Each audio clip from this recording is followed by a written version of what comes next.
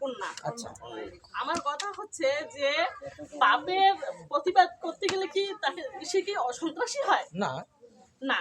তাইলে মা ন্যায্য পাওনা আদায় করতে গেলে কি তাকে সন্ত্রাসী হয়?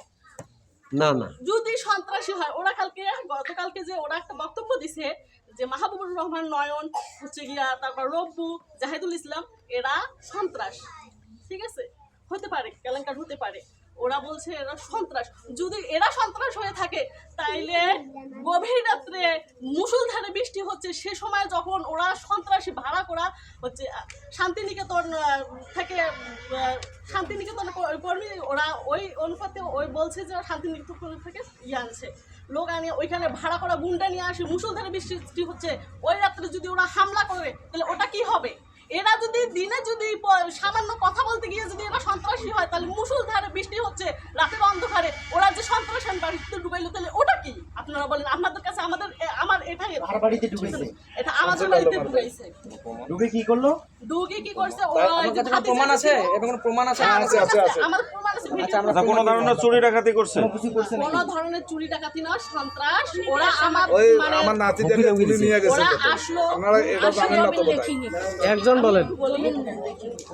ওরা হ্যাঁ, এখন আমার কথা হচ্ছে যে আমরা যদি ওই যে আমার ভাই মাহবুবুর রহমান নয়ন, ও তো প্রতিবাদ করতে যায়নি, আমাদের কাছে ভিডিও ফুটেজ আছে, ওরা নিজেই নিজে হাতে হয়েছে। ওরা তাইলে ওরা পুরুষের কেন ক্ষতি হইলো না, মহিলাদের কেন ক্ষতি হইলো?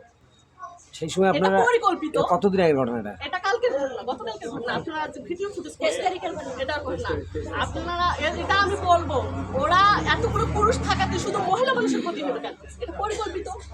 তারা আসলো না কেন? যখন কোনো সন্তান তার ন্যায্য পাওনা আদায় করতে গিয়ে সন্ত্রাস হয়, তাহলে ওরা যে রাতের অন্ধকারে সন্ত্রাস ভাড়া করিয়ে নিয়ে আমাদের বাড়িতে হামলা করলো, একটা বাচ্চা অলরেডি তুলে নিয়ে গেল। এটা কতদিন আগের ঘটনা? এটা হচ্ছে আমার কাছে, আমি এখন স্মরণ নাই, কিন্তু আমার কাছে ওই যে পেপারস আছে আপনার ওই শান্তিনিকেতন, যখন আমরা ওদেরকে আটকাইছি, ও আটকার পর ওরা বলছে, ওরা তখন কি হিমশিম খাইছে। আমরা বলছি যে আপনারা আইনের লোক হতে পারেন, ঠিক আছে, কিন্তু কোনো নিয়ম নাই যে গভীর রাতে এসে কেউ তুলে নিয়ে যাওয়া। এরকম কোন আইন কি আছে বাংলাদেশে? নিয়ে যাওয়ার পর কি করছিল? নিয়ে যাওয়ার পর নিয়ে গেছে অলরেডি। তারপর আমরা দুইজনকে আটকাইছি। আমরা বলছি যে আপনাদের যাওয়া হবে না, আপনাদের যদি কেউ অভিযোগ করে থাকে সে আসলো না কেন, গার্জিয়ান আসলো না কেন?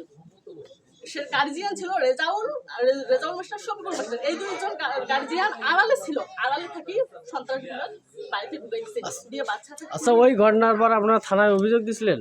আমরা থানায় বললাম তো, আমার বাবা বললো তো, আমরা একটা নামি দামি পরিবার, আমাদের মানে মান সম্মানের তাগিদে আমরা কোথাও কোনো ব্যবস্থা করিনি, আমরা বাড়িতেই মানে সাম্য করা। এখন আপনার দাবিটা কি? আমার দাবি, যদি আমার কথা একটাই, আজকে যদি আমার ভাই তার ন্যায্য পাওনা আদায় করার জন্য যদি সন্ত্রাসী হয়ে থাকে, 10-এর মাঝে যদি ও সন্ত্রাসী হয়ে থাকে, তাহলে সেদিন গভীর রাত্রে যখন ওরা আসছিল গুন্ডা পান্ডা নিয়ে, তখন তারা কি ছিল?